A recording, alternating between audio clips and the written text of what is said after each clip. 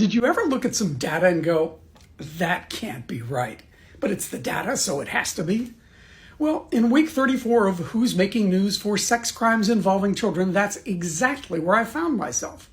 The obvious data, in 34 weeks, not a single drag queen, only 3 transgender people out of thousands of cases, that is still absolutely correct.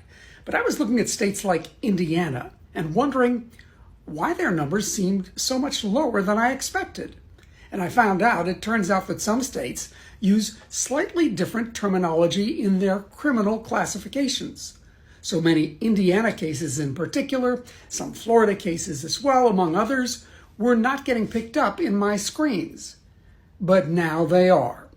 And that's why this week a record 259 cases have been added to our database, because quite a few of those added this week are actually from previous periods.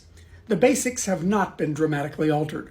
Aside from family members, family friends, and neighbors, those involved in the religion industry remain far and away the biggest single grouping of offenders.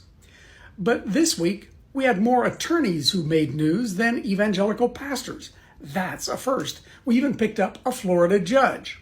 And yes, 2 pastors, 3 priests, the usual groupings of suspects. But expect the totals to be growing more rapidly in coming weeks. And Indiana has jumped several states to 19th in our ranking of the number of cases per capita.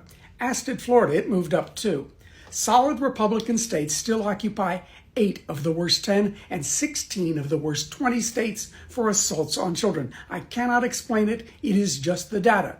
But it does put a whole different spin on who the groomers and abusers actually are. It's not the drag queens. There hasn't been a single one who made news for assaulting a child in the United States in the past 34 weeks. And it's not the transgender people either. Only 3 of the 3,565 cases now in the database, substantially less than 0.1%, are transgender individuals. You can review the data yourself. You can download it, sort it any way you like, and let us know if you see something that we missed or got wrong. The data is at whoismakingnews.com.